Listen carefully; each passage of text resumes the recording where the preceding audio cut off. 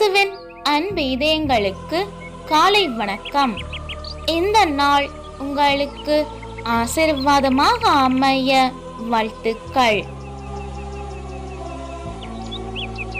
இப்புதிய நாளுக்கான ஆசீர்வாத இறைவசனம் எபேசியர் அதிகாரம் 6 இறை வார்த்தை 16.